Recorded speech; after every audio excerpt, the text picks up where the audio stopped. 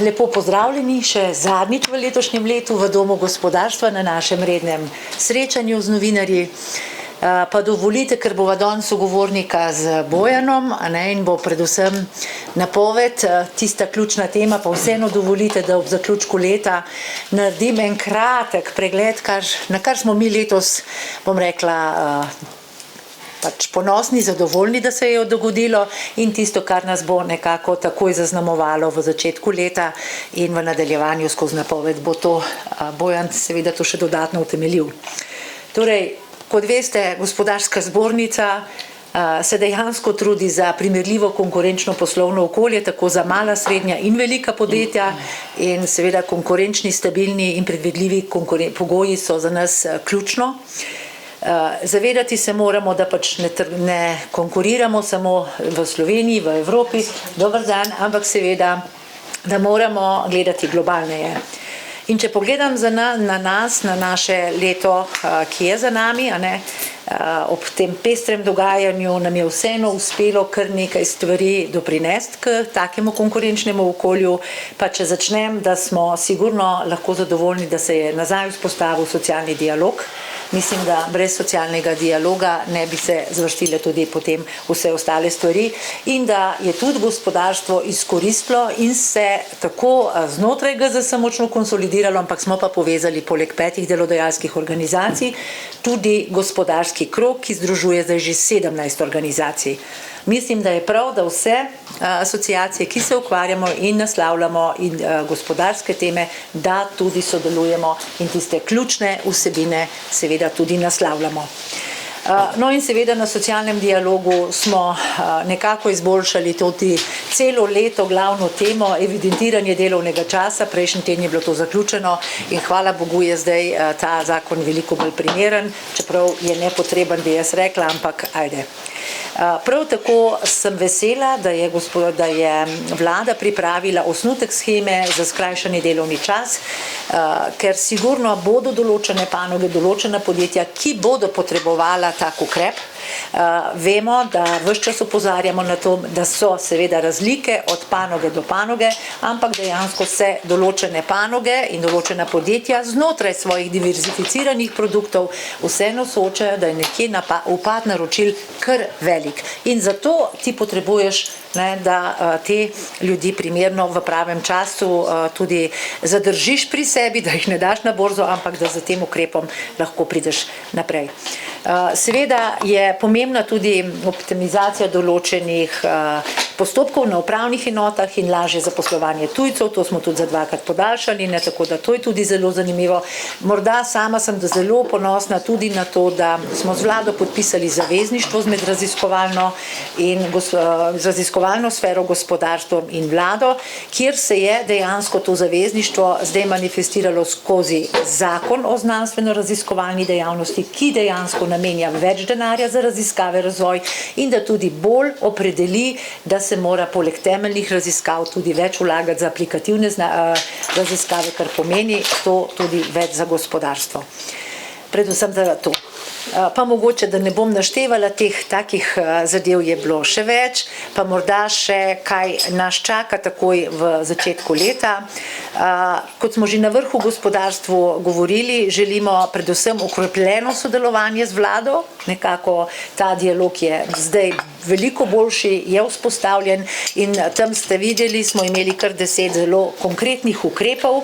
V teh 10 ukrepih se dejansko z vlado pogovarjamo, da bomo tudi z različnimi resornimi ministrstvi naslavljali te, bom rekla, ukrepe. En se tiče konkurenčnega poslovnega okolja, drugi 3 so pa na prehrambenem sektorju, na energetski varnosti in pa na kibernetski varnosti. Z temi ministri bomo seveda to tudi v delovnih skupinah naslavljali. Ves čas govorimo o preveč preobremenitve dela, zaradi uvedbe prispevka z dolgotrajno oskrbo, prav tako tudi z obveznim zdravstvenim prispevkom, to bo sigurno top tema za prihodnje leto. Pred nami so davčna, pokojninska in zdravstvena reforma. Veste, da smo zelo aktivni pri energetiki, tukaj si res želimo, da se interdisciplinarna skupina imenuje in da dejansko z vseh zornih kotov na enake vatle ocenijo, kateri koncepti bi bili pa za Slovenijo ta pravi, ker nekaj bo treba narediti in treba je z enakimi vatli ovrednotiti vse koncepte. Dobro, omrežnina bo gotovo januarja spravljena iz sveta, ker zdaj je delovna skupina strani vlade postavljena in verjamem, da so naše ugotovitve, ki smo jih vam predstavili marca, pa potem zdaj dokazujemo z računi, da smo v bistvu zadeli točno napoved, da bo tudi za gospodarstvo prišlo do nekega pozitivnega učinka. O gospodarski napovedi bo več povedal Bojan. Lahko rečemo, da so situacije v geopolitičnem področju zelo, zelo zahtevne in zato je tudi zelo pomembno, kako se država na to odziva. Izguba izvozne konkurenčnosti evropske industrije bo v naslednjih 3 letih zelo vplivala tudi na dinamiko gospodarske rasti v Sloveniji. Vseeno pričakujemo pozitivno rast industrije, proizvodnje in blaga, ampak to izključno zato, ker smo majhna ekonomija in se lahko hitro prilagajamo in tukaj vidimo to našo prednost. Naprimer, če omenim gradbene investicije, so bile najšibkejši del gospodarstva v tekočem letu, kar pa se obeta, da bo za naslednje obdobje boljše zaradi številnih izvedb državnih projektov, tudi nižjih obrestnih mer in pa pomanjkanje stanovanjske gradnje, pričakujemo tudi njihovo višjo rast v naslednjih 2 letih, zato tudi ta del pričakujemo, da bo boljši.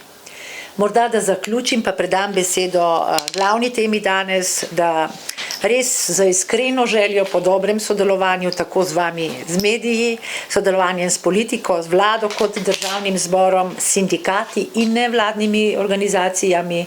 To si želimo, se prizadevamo, da je ta dialog transparenten na nivoju.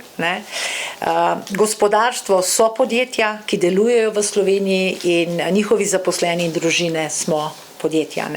Podjetja prispevajo k tej socialni državi, prinašajo perspektivo tako mladim, nemalokrat pomagamo ljudem v stiski, podpiramo kulturo, šport, skrbimo za trajnostni razvoj okolja, soustvarjamo lokalne skupnosti in zato je pomembno, da imamo tudi predvidljivo konkurenčno poslovno okolje. In ko se borimo za boljše poslovanje, pogoje za gospodarstvo, imejmo v mislih, če gre dobro gospodarstvu, gre še boljše naši družbi. Hvala za začetek, pa bi predala besedo Bojanu. Hvala za besedo, Vesna. Jaz sem nekako si zamislil, da bi 20 minut predstavil svojo jesensko napoved, potem bi pa res predlagal, da si vmes zapišete vprašanja, torej da bi jih na zaključku naslovili. Če gremo mogoče malo čez dnevni red, torej dotaknili se bomo res na hitro malo bolj zunanjega okolja. Zakaj je pomembno? Mi smo izvozno naravnano gospodarstvo, veste, da so še vedno evropski trgi tradicionalno za nas najpomembnejši, tam nekako ustvarimo 2/3 svoje izvozne realizacije. Potem boste videli v bistvu tabelo z temi ključnimi napovednimi predpostavki, pokazal vam bom tudi napoved do leta 2027, namreč samo za eno dejansko leto ta napoved morda ne pove veliko, ta srednjeročni trend saj z mojega vidika pove nekoliko več. Potem si bomo malo pogledali torej strukturo BDP-ja, pogledali si bomo tudi sektorske napovedi, torej kje se bo gibala dodana vrednost po sektorjih, kateri so sektorji, kjer bo nekako dodana vrednost hitreje rasla, kjer bo malo počasneje. Pogledali si bo tudi našo oceno glede trga dela, torej koliko bo delovnih mest v prihodnosti po najverjetnejši oceni in pa kakšna bo dinamika plač, tako nominalnih plač kot neto realnih plač. Pogledali si bomo tudi pogled na inflacijo, tukaj boste videli, da je pogled mogoče malo drugačen od splošnega prepričanja, da se bo ta umirjala, tako da ta segment bo tudi zelo zanimiv.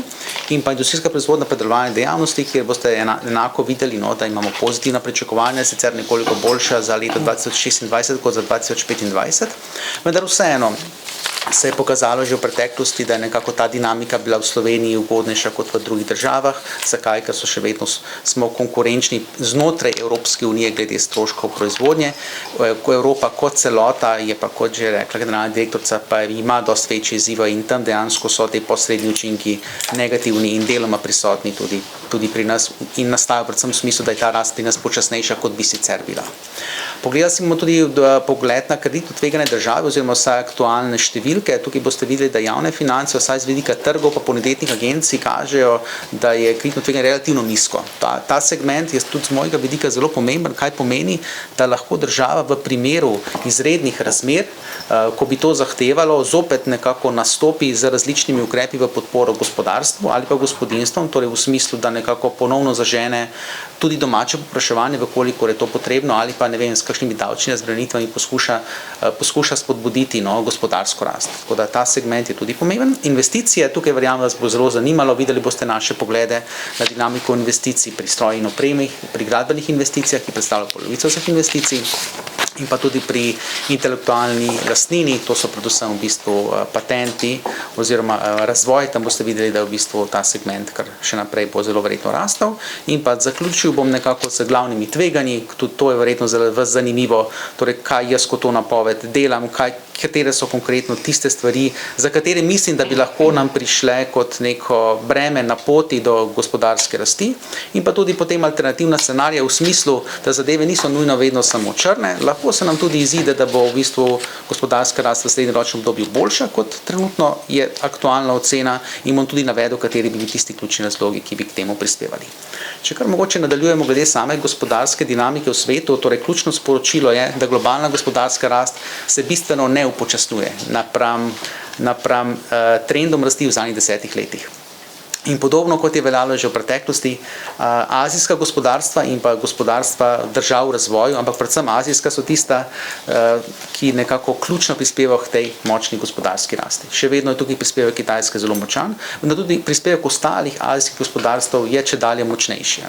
Govorimo o Indiji, Indoneziji, številnih drugih državah. Torej, to je v bistvu kontinent, kjer nastaja glavnina gospodarske rasti. Ampak kot rečeno, Slovenija, kje smo, mi vemo, 2/3 v bistvu so naši trgi v bistvu evropski, tako da dejansko posredno nekako uživamo bi rekel, dodano vrednost od te gospodarske rasti, predvsem preko vključenosti v te evropske multinacionalke, kjer pa vidimo, zaradi manjše izvozne konkurenčnosti, predvsem na teh tujih trgih, neevropskih trgih, vidimo, da v bistvu ta pričakovanja o zelo močni izvozni uspešnosti Evrope so se precej ohladila. Kajti tukaj je dejansko dokazljivo, da so se tržni deleži evropskih multinacionalk napram azijskim multinacionalkom, še posebej kitajskim, kar precej znižali, namreč učinkovitost proizvodnje na Kitajskem je res izjemno visoka in posledično tudi naša evropska podjetja imajo tukaj večje izzive in skladno tudi mi, ki smo nekako vključeni v te verige vrednosti. Kajti Slovenija ima zelo malo res pravih multinacionalk, ki bile tudi zelo močno prisotne v Aziji za svojo bodisi proizvodnjo ali pa za prodajo. Tako je. Dobra stvar glede celote, samo da razumete, v svetu je, da monetarna politika postaja manj restriktivna. Z drugimi besedami, videli ste, da centralne banke kar nekako hitijo z zniževanjem obrestnih mer, seveda se inflacija niža in ustrezno imajo relativno objektivne razloge za zniževanje obrestnih mer. Tukaj je mogoče edina izjema Bank of Japan, ki nekako ima sicer zelo nizko obrestno mero, vendar vseeno je pri njih ta inflacija nekoliko višja in bo šla zelo verjetno v nasprotno smer. Medtem ko če pogledamo ključno zgodbo, da dejansko obrestne mere se bodo verjetno tudi naslednje leto nižale.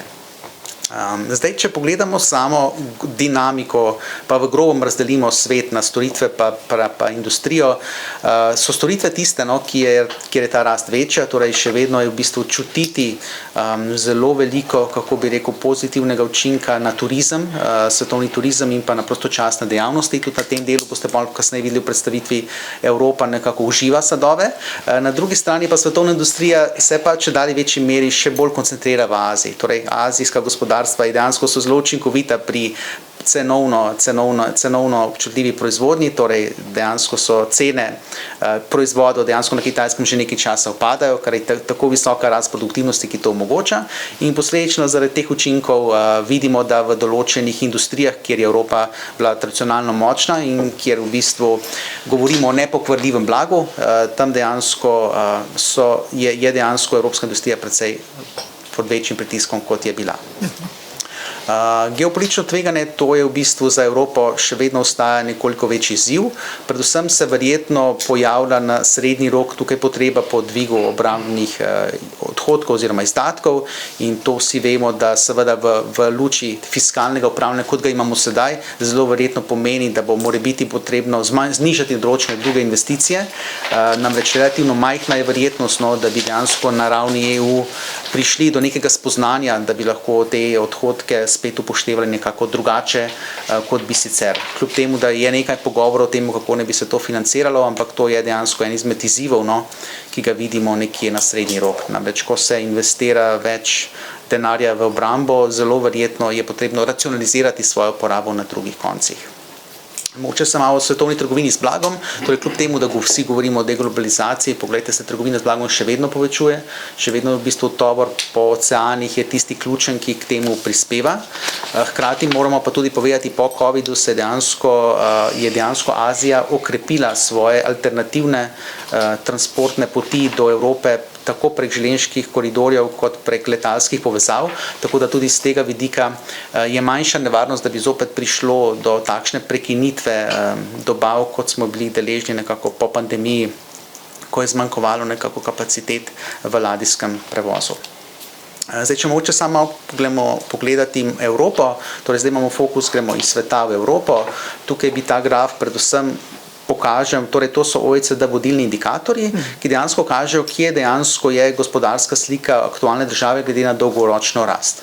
Če je nad 100, je ta rast nekoliko višja. Torej tukaj, kar je recimo res evidentno v tem grafu, je, da je Združeno kraljestvo tisto, kjer je ta dinamika nekako boljša. Vemo, Združeno kraljestvo je pretežno storitveno gospodarstvo, ampak tudi zanimivo, poglejte, tudi Nemčija je relativno visoko na tem grafu.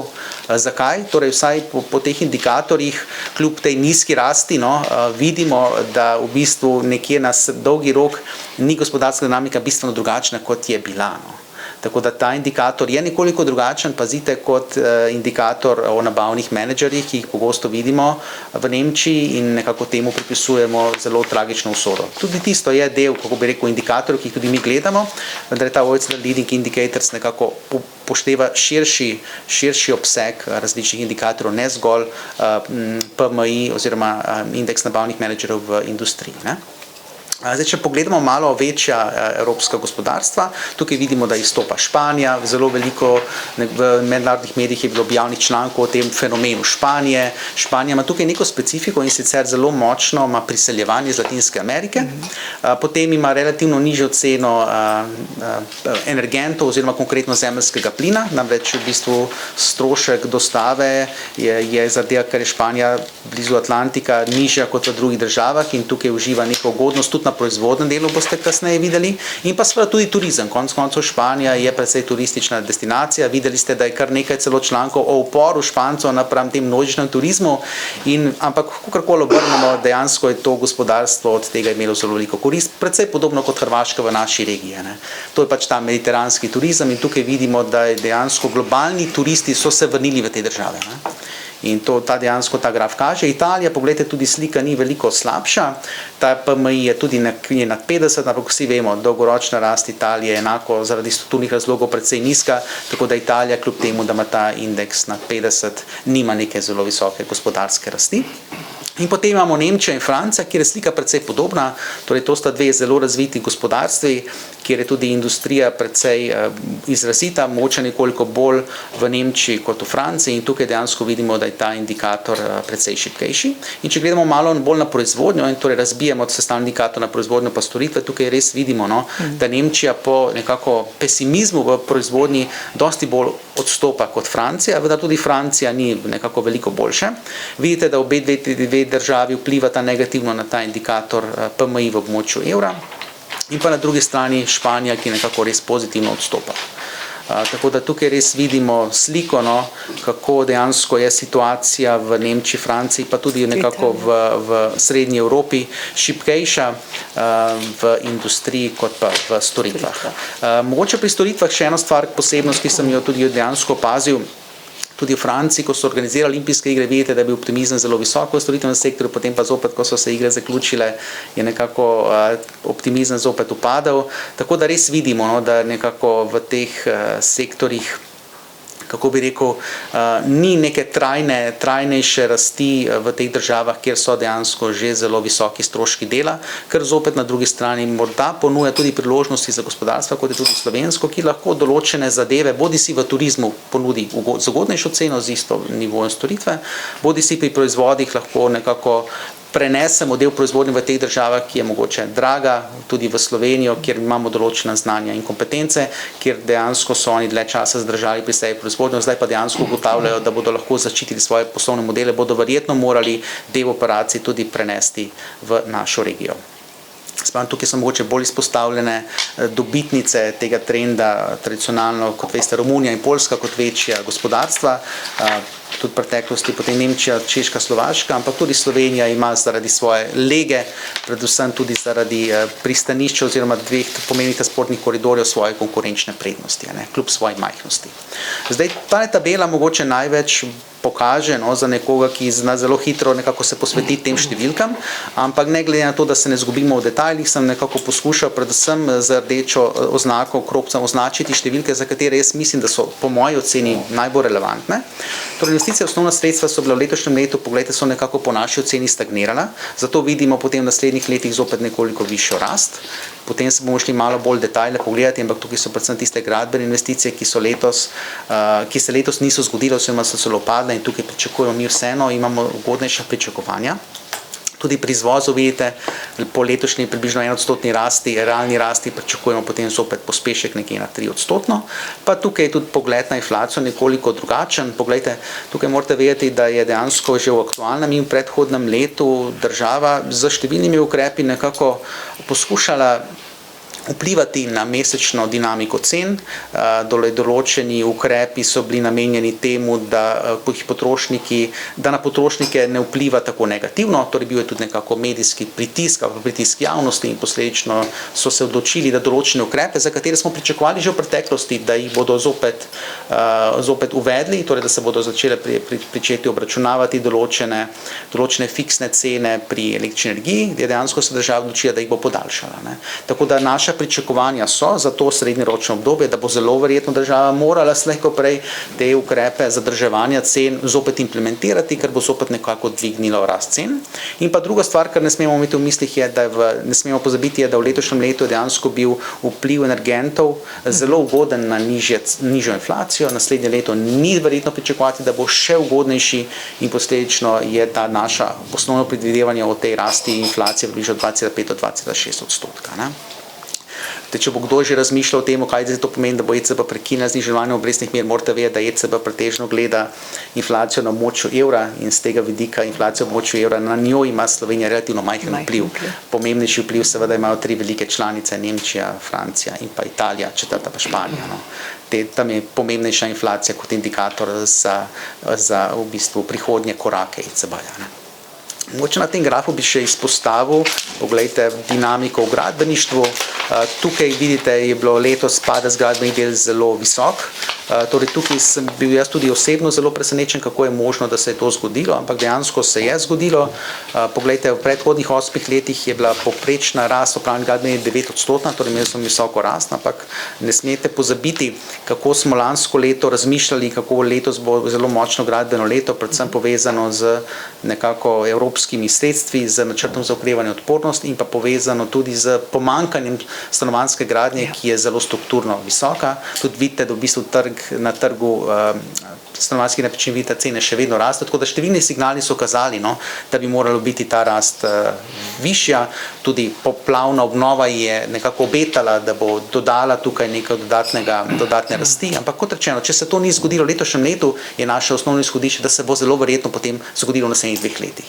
In to dejansko te naše številke tudi kažejo. Kar se tiče pogledov na obrestne mere, tukaj dejansko vidite, da pričakujemo, da bo naša država glede na svoj dolg nekako plačevala v prihodnjih parih letih nekoliko nižjo obrestno mero. Ključen razlog je, da res pričakujemo, da bo ECB nadaljevala z zniževanjem obrestnih mer.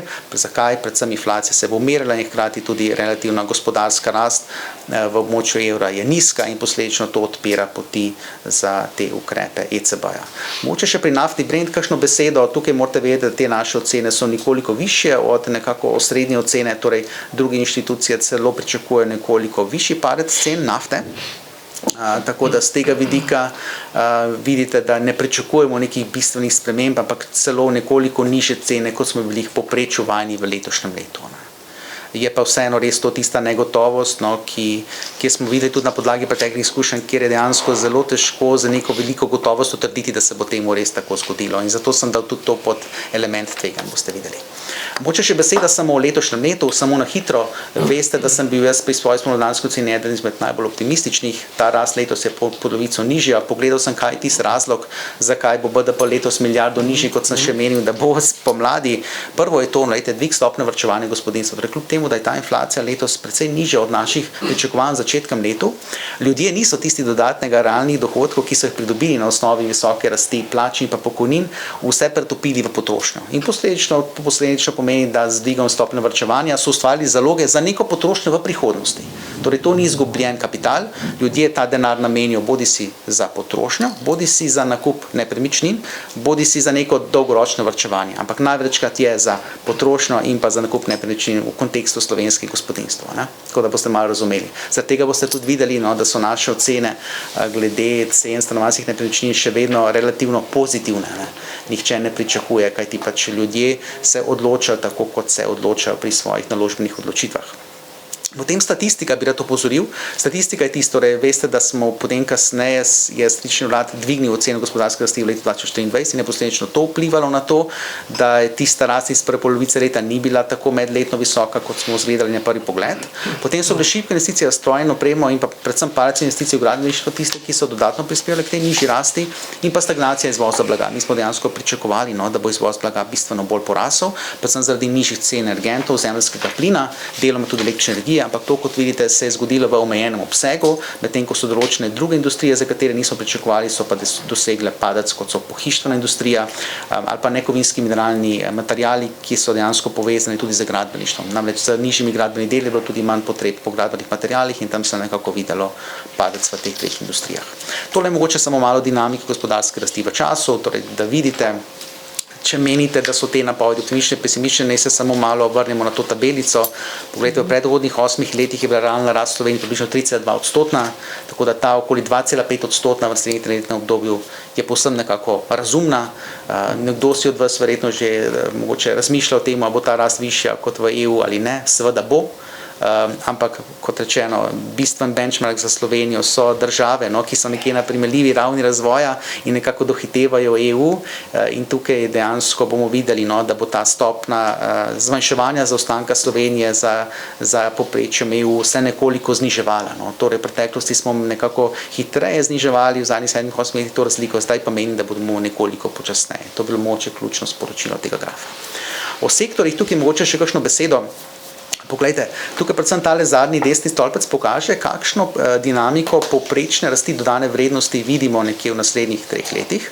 Tukaj boste opazili en vzorec, predvsem so storitvene dejavnosti tiste, kjer pričakujemo nekoliko višjo rast. Staranje prebivalstva, poglejte, povezano z večjimi izdatki za zdravstvo in socialno varstvo. Tukaj, poglejte, nimamo v mislih samo javne izdatke. Tukaj govorimo preprosto, da naša družba bo te dohodke, izdatke seveda ustvarila, vprašanje samo, kako bodo financirani. Kajti tukaj so potrebe nekako prisotne. Potem finance, torej to je tisti sektor, ki pričakuje visoko rast IKT storitve, potem strokovne znanstvene tehnične dejavnosti, torej to je del dejavnosti zelo povezan tudi z avtomatizacijo proizvodnje, deloma tudi z gradbeništvom, precej širok spektr dejavnosti, tudi nek izvoznih storitev z višjo dodano vrednostjo imamo znotraj tega segmenta. In pa imamo dva sektorja, kjer bo pa ta rast nekoliko počasnejša. Poglejte, to sta skoraj pomembnejša sektorja. Prve so predelovalne dejavnosti, 4,7% nominalna rast. Poglejte, recimo 8-letno povprečje predhodno je bila 7%, tako da ta rast bo pač podpovprečna. Lahko nekako zaključimo. Zakaj? Ključen razlog je, da pričakujemo nekako manjšo rast izvoznega povpraševanja, kot smo vajeni v preteklosti, in pa vele in male prodaje, torej tukaj imamo v mislih trgovino, tukaj bo rast torej nekoliko počasnejša. Torej predvsem tiste storitve, bi rekel, so tiste, kjer bo ta rast nekoliko višja. sem pa razvrstil tele sektor, vidite, po pomenu v dodane vrednosti. Ne. Tako da z tega vidika, da predelovalna dejavnost in pa trgovina bosta še vedno nekako ustvarjali glavnino prispevka k rasti, da se razumemo. Ne. Torej dejavnosti, kot so pa recimo kultura, rekreacija, pa vidite, da je po pomenu, so relativno majhne, tako da kljub tej višji rasti ne bodo bistveno prispevale k tej agregatne rasti, samo da boste razumeli. Trg dela. Tukaj je situacija zelo na hitro, nobenih velikih sprememb ne pričakujem. Vidite v bistvu nominalne številke rahlo višje, kot so sedaj. Tukaj sta dve zgodbi notri. Ena je to, da se ljudje, generacije, ki nekako izstopajo iz trga dela, so višje, generacije, ki vstopajo na trg dela, so nižje. Kljub temu, da vidimo, da se v segmentu dolgotrajne, kako bi rekel, starejših zaposlenih se nekako več ljudi ohraja v delovni aktivnosti dlje časa. Na drugi strani še vedno ta trend ne more bistveno zajeziti tega, da prihajajo na trg manjše generacije, ki, kot veste, smo v preteklosti kompenzirali predvsem z večjim priseljevanjem. To, da priseljevanje bo še vedno močno, ampak poglejte, z vidika neto števila delovnih mest pa ne pričakujem velike spremembe. Ne. In zdaj samo, če malo pomislite o pretekli rasti BDP-ja in pa prihodnji. Pretekla rast, poglejte, je temeljila na dveh faktorjih. Eno je bilo večje število delovno aktivnih, pa tudi prebivalstva, na drugi strani pa rast dohodkov. In zdaj v prihodnosti bo dejansko rast bolj temeljila na rasti dohodkov, pa nekoliko manj na fizični prirasti delovno aktivnih oziroma prebivalstva. Tako da boste malo razumeli. Okay? Tukaj je še en indikator, ki kaže, da je manjša tesnost na trgu dela. Samo da boste razumeli, tesnost na trgu dela pomeni, kakšen je izziv delodajalcev pri iskanju novih zaposlenih. In tukaj vidimo, da smo nekje na dolgoletnem povprečju. Torej, vedno skoraj v zgodovini so približno naši delodajalci potrebovali okoli 20,000 ljudi, ki jih niso našli na trgu. Recimo temu strukturna brezposelnost. Ne. Tako da ta je približno zdaj, pogledajte, na podobni ravni, kot je. Tako da z tega vidika tudi ne pričakujemo, da bi tudi naši delodajalci bistveno povečevali število delovnih mest iz aktualnih nivojev, kjer smo sedaj. Zdaj pa mogoče še malo o plačah, torej omenil sem, zelo pomemben gonilec rasti BDP-ja bo tudi domača potrošnja oziroma seveda tudi dohodki oziroma plače. Veste, da tudi na plače in inflacijo vezana tudi uskladitev pokojnin, tako da mogoče o tem še kakšno besedico zdaj. Torej nominalna rast bruto plač bo v naslednjem letu po naši oceni precej podobna kot v letošnjem, približno 6%. Bo pa v bistvu v sektorju država precej hitreje naraščala, kot v zasebnem, hkrati bo pa tudi na zasebni sektor vplivala, da bo višja, kot bi bila sicer. Torej, tukaj pričakujemo okoli 7% rast plače v sektorju država, lahko rečemo javnem sektorju, ampak javni sektor je malo širše kot sektor država, medtem ko v zasebnem sektorju bo okoli 5%. Ne. Potem pa se bo s časoma nekako umirjala. Zakaj ne bo zdaj bistveno nižja, kot bi pričakovali glede na inflacijo, ki enako bo relativno nižja, kot je bila, ne vem, v zadnjih 2-3 letih. Ključen razlog je v tem, da imamo še vedno relativno nizko brezposelnost. Tako da tukaj je pač pogajalska moč zaposlenih strukturno gledano ob tej nizki brezposelnosti nekoliko višja in z tega vidika pričakujemo nekako podobno rast plač. Seveda pa z vidika realne rasti je pomembna pa tudi dinamika realne rasti neto plače. Tukaj vidite, je ta ocena za naslednja 3 leta nekje pri 2,2%. Naslednje leto sicer malo višja, samo da boste razumeli, to je še vedno višje od dolgoletnega povprečja v predhodnih 8 letih, torej ta rast bo še vedno relativno visoka. Ne? Torej tukaj nekako sem še malo opredelil. Tukaj mogoče samo še eno stvar, ki bi mogoče malo bolj poglobili se v drobovje. Stroški dela bodo nekje v naslednjem letu naraščali hitreje od bruto plač. To veste, da se pač prispevek za dolgotrajno oskrbo s 1.7. uvaja, hkrati pa to ustvarja razliko do same neto plače. Potem imamo obvezni zdravstveni prispevek, ki veste, da se po zakonu nekako enako mora enkrat letno usklajevati, enako vpliva na nekoliko nižje neto plače, ne pa na same bruto plače. In potem seveda tudi uskladitev minimalne plače je tista, ki bo nekako podobno vplivala potencialno na gibanje plač. Tukaj so v bistvu osnovni scenariji decembrske naše inflacije, ki pomenijo, da je takšna zelo verjetno minimalna uskladitev minimalne plače v tem prihodnjem 4-letnem obdobju. Na splošno pa tržna rast plač je nižja, predvsem bo nižja, predvsem zaradi nižje potrebe po delovni sili in pa seveda tudi zaradi tega, ker je nižja inflacija, se tudi nekako potem pričakovanja delodajalcev glede prihodnjih uskladitev seveda nekoliko nižja s časoma. Pri potrošniških cenah sem že prej malo omenil o teh netržnih intervencijah, ki nekako povzročajo na to, da je bila inflacija v celotnem letošnjem letu pretežno nižja, kot smo mislili, da bo. Tukaj sicer naj bi bile določene intervencije odpravljene februarja ali pa marca naslednje leto in po našem osnovnem scenariju seveda bo to nekako dvignilo inflacijo v tem delu leta, ampak kot rečeno, to je tista negotovost, za katere mi tudi ne vemo, ali dejansko se bo vlada odločila, da bo to podaljšala ali ne. Tukaj je ta negotovost. Potem moramo še opozoriti na to, da regulatorni del določenih cen se bo dvignil, govorimo o trošarinah, dajatvah na energente, alkohol in tobak, torej tukaj dejansko so bile zadeve že nekako napovedane.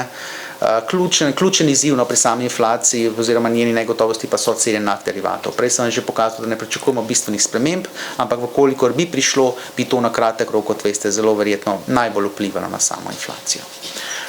Tukaj mogoče še naša dinamika, pogled na industrijsko proizvodnjo, vidite, v naslednjem letu približno 2,5% rast in potem 3,5%, samo da boste vedeli malo to v zgodovinski kontekst. Mi smo še v začetku leta pričakovali, da bo ta industrijska proizvodnja letos nekje blizu 3,5%, tako da 1% je dejansko razočaranje, majhno razočaranje, tako da menimo, da bo ta rast, ki naj bila že letos, se nekako razpotegnila v dve leti. Tako da z tega vidika je ta rast nekje podpovprečna. Še o investicijah kakšno besedo, torej znotraj strukture investicij sem vam že omenil, zgradbeni objekti predstavlja polovico vseh investicij, tukaj imamo kar pozitivna pričakovanja. Projekti vezani na državo, vezani na železnice, ceste, poplavno obnovo, energetiko, tukaj menim, da bi morali zelo pozitivno vplivati na to, zaradi nižjih obrestnih mer menim, da bo to dodatno vplivalo pritisk na stanovanjsko gradnjo. Tudi sam dvig cen nepremičnin je tisti faktor, ki nekako potem nepremičninske investitorje spodbuja, da nekako investirajo. Pri nestanovanjskih stavbah, tukaj so tudi določena sredstva iz NOO-ja, ki nekako omogočajo, da bo država izvedla določene te investicije, medtem ko menimo, da bo zasebni sektor pa na tem segmentu bolj previdnejši. Namreč stopnja izkoriščene kapacitete je nekoliko upadla, tako da tukaj menimo, da zasebni sektor ne bo zdaj bistveno povečal, razen bi rekel na določenih strukturnih razlogih povezane z logistiko, tam dejansko bi rekel, da bo ta drugi tir ustvaril tudi nek pozitiven vpliv na investicije v logistiki, v nekem srednjem obdobju. Stroj in opremo, tukaj imamo dva faktorja. Eden je to, da v bistvu novih naročil, vsaj trenutno v industriji ne kaže, da bi se zdaj bistveno hitro povečala, ampak vseeno menimo, da slej prej se bodo morala. Na drugi strani imamo pa nekako potrebe po dvigu produktivnosti in dvig produktivnosti brez investicij v stroj in opremo ne nastane. Tako da tukaj imamo v bistvu pričakovanja o neki nizki rasti. In pa potem tretji sklop investicij so pa in proizvodne intelektualne lastnine, tukaj pa so naša podjetja, kot so v farmaciji in pa industriji precej močna in menim, da bodo ta del nekako vlaganj ohranili. Še, mislim, da zaključujem z dvema slajdoma. Eno je kreditno tveganje Slovenije, torej tukaj hočem pokazati na tem grafu, do katere mere Slovenija plačuje tržno višjo obrestno mero kot pa recimo Nemčija in pa kje dejansko je Italija. Znotraj tega vidite, da tržni udeleženci so mnenja, da Slovenija ni zelo kreditno tvegana država. Videli ste, da dve bonitetni agenciji sta letos potrdili Sloveniji kreditni rating oziroma ste celo dvignili izglede iz stabilnih v pozitivne. Mislim, da je zelo pozitivno, da je enako tudi Hrvaška dosegla dvig ratinga v letošnjem letu. Namreč za nas je dobro, da v regiji dejansko dobro stojimo z vidika javnih financ, kajti mi smo tudi dejansko v določenem segmentu, ko bi rekel, gradbenih storitev vezani tudi na hrvaški trg. Tveganja, omenili smo že geopolitično tveganje, tisto, ki nekako bi predstavlja največji izziv, predvsem, če bi prišlo do drastičnega dviga izdatkov za obrambo. Torej tukaj moramo vedeti, da je malo diskrepance med medijskimi objavami o dvigu in pa dejansko, kaj države naredijo. Pod črto vidite, da te izdatki niti niso tako visoki, seveda pa imamo občutek, da politika evropska želi nekako dvigniti pripravljenost Evropejcev na morebitne dvige izdatkov na kratek rok, vkolikor bo to potrebno. Zdaj se veste, z vidika same vpliva na našo industrijo je pozitivno bi bilo seveda, da bi te obrambni, kako bi rekel, proizvodi, ki so dejansko uporabljeni za obrambo, da bi bili izdelani v Evropi, da bi se mi vključili v te verige vrednosti. Vsi pa sami veste, da na kratek rok to seveda pomeni kar nekako pomemben dvig določenih proizvodnih kapacitet, kar ima določene fiksne stroške povezane s tem. Tako da z tega vidika je to ena izmed nevarnosti, da bi dejansko na kratek rok morali zelo pomembno uvoziti obrambno opremo, ki ne bila pri nas izdelana.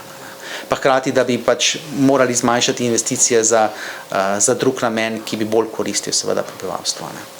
Potem drugo tveganje je zaton globalizacije in carinske vojne, torej tukaj bi bila nevarnost, da bi uvedba carin sa strani ZDA na določene proizvode ali pa samo recimo na širok spekter proizvodov iz Kitajske bi lahko pomenila za Evropo, da bi dejansko še v večji meri bila ciljna destinacija za kitajski izvoz, kar bi še dodatno v bistvu pritisk bil na našo industrijo, to je ena izmed nevarnosti.